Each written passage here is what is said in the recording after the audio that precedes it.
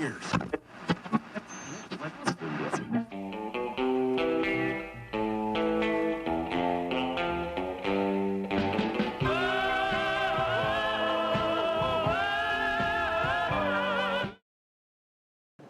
everybody, and welcome to Greg's Vintage Workshop, where I'm working to restore history one piece at a time.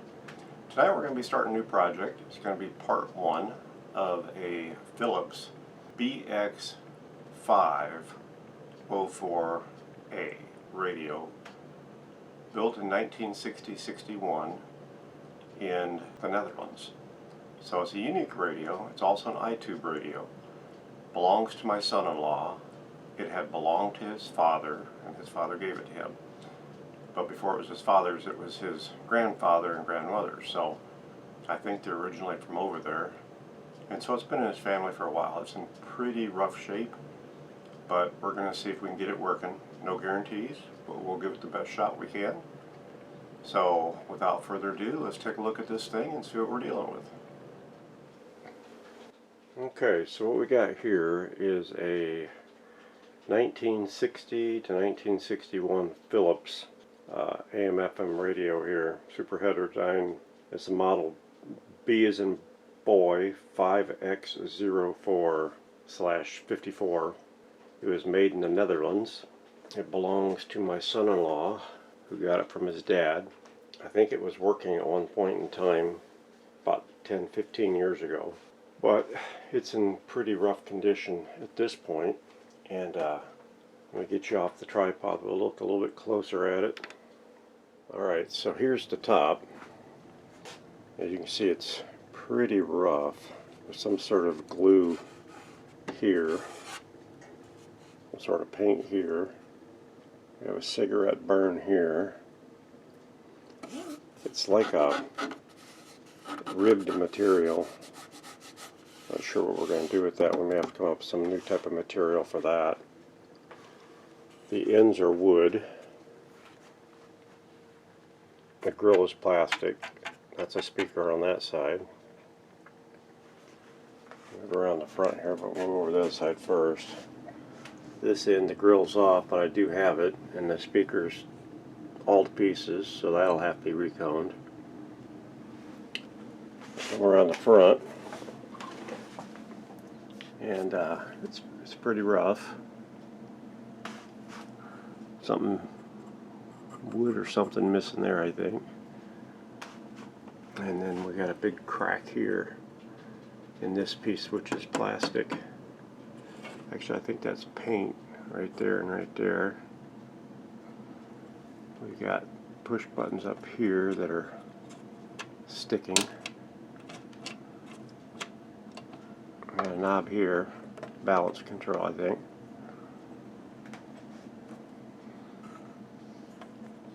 I didn't see an on-off switch, unless this is on this knob, but it's not clicking. The actual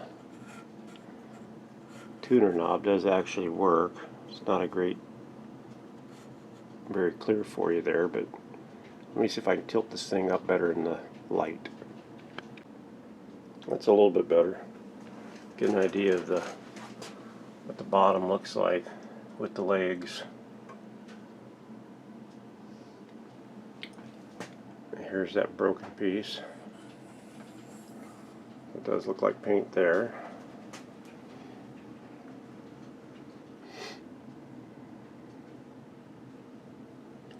The lower buttons here. It's got long wave, medium wave, short wave, AM and FM. You can read that. Entrance is off, apagato, PU phono with an F.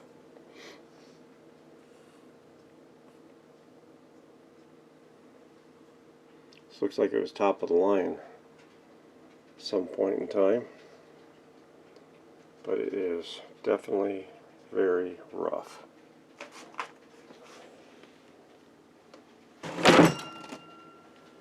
It just fell backwards, but that's okay. Alright, let's flip it around and take a look at the back. Okay, so here's the back.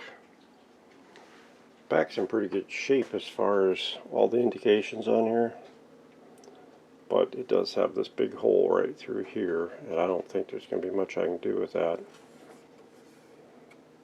unless I can possibly print a patch that I could put in there. Like I said, all of the numbers are very legible, and looks like it has a plug for a phonograph, has some sort of a input here, almost looks like it's for a recorder, tape recorder, and we got our speakers right and left, 800 ohm. It's got volts where you can change it from 110 to 240, and a plug, which the current plug has basically seen better days. Let me get you on the tripod, we'll pull this back off. Looks like we have 3 screws here along the bottom.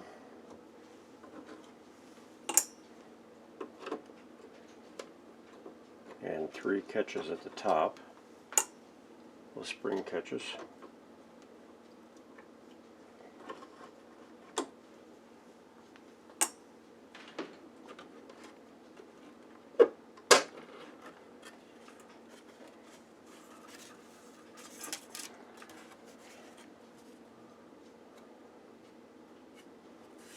A little something there. Not sure what I'm looking at there. Oh, it's just a tube layout. That's what that is. It's so small I couldn't make it out. It's too bad that this is broke out right through here, because other than this crack right here and being somewhat warped, the back's in pretty nice shape. Alright, get you down in here a little bit.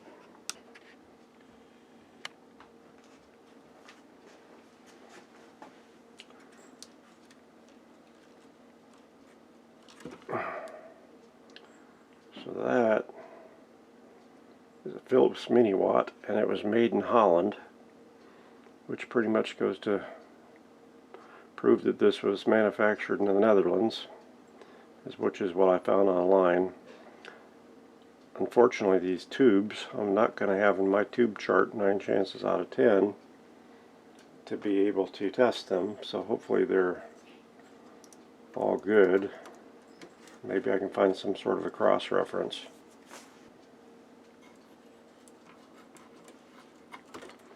Look like they're all 9-pin. That one too, that's an EF89 made in Holland. That looks like they're probably the original tubes, if I had to guess.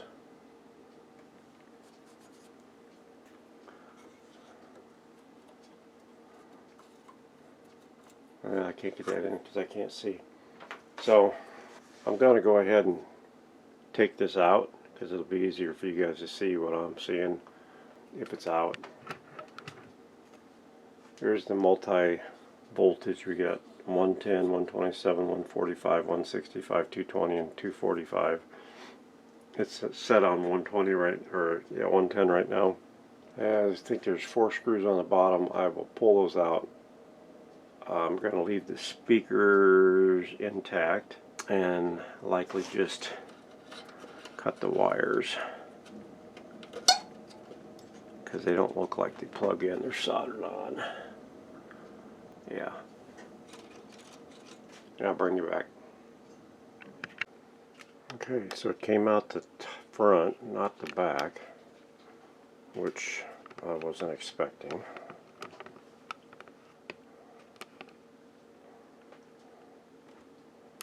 Pretty nasty in there, but it should clean up okay. That's the piece that was broken. That should glue back okay. And let's take a look at the rest of it. So if we zoom in on this, I had to cut these speakers off the one. I had to cut these wires off the one speaker. I think that is the dial light. Get along the front here. That's where that dial light thing is. I'm not sure if that was a magic eye or what that is quite yet. I haven't got the schematic for this yet, so we're just kind of getting a first look at it. And turn it around. So here's a better look at it. Got the tuner.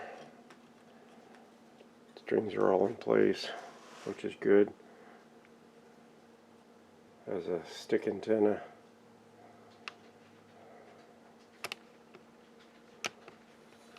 Pretty cruddy, but I think it'll clean up pretty good. Can be hard to say. Probably the next step we gotta do is try and clean it up and see what it looks like it's gonna do. Oh, I think it does have a broken dial string,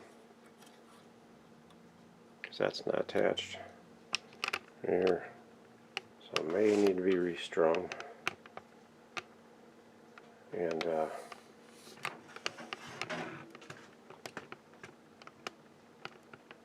I guess we're going to have to clean it up and see what we got. Let's see what we have on the bottom.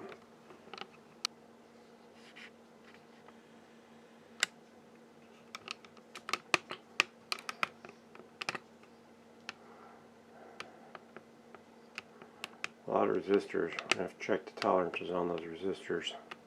A few caps in there.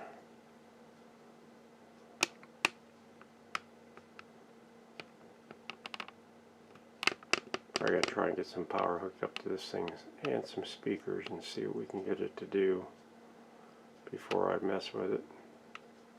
Okay, so I'm getting it broken down a little bit. Got a couple interesting things here. With the glass off, we have this backer board here for the needles. It's suspended on every corner with springs.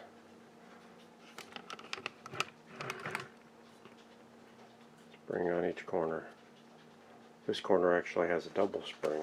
We have the spring here, which hooks to this spring going through the hole, comes down here. This spring appears to be connected also to this line here that goes across here, which is actually for this one down here. This one, the string's broke. That's this spring here. This string right here is that for that one. Right there. So I need to get this off. Okay, I got the tubes out of it, and I cleaned up the top of the electrolytic capacitor so that I could get the numbers off of it. And there was a little label here that I managed to get off because I want to be able to put it back, but this thing is like very, very dirty. And it's very tedious because it's got a lot of very fine wires in it exposed. And I got to be very careful that I don't rip any of that loose when I clean it. And I'm going to take it outside and clean it. And I'll bring you back because I'm not going to show you that process, and you'll see the finished result. And this is what I came up with to keep my tubes organized. Unfortunately, only about 2 of these tubes actually had the original markings that had the tube number. So I had to get the data from the schematic, and I pulled them out in the orientation they are in the radio so that I could label them, and then Bob did a conversion for me to get the European number converted. Like this ZZ80 is a same as a 6V4, so that I can test them. So that's the way I'm going to keep these organized so I get them in the right spots, considering there's only a couple of them that have the writing still on them. That's from the schematic, and that's how I got the actual numbers of the tubes. There's the knobs, and there's the antenna. That also has to be cleaned up. So I'm assuming that the screws are loose or the rubbers are totally shot on this tuning condenser. As you can see, it's just flopping in the wind here. Alright, that's as clean as it got. I'd say it's probably about 80% better than it was. Not perfect by any way, shape, or form, but without doing any damage to it, I think that's as good as I can get it.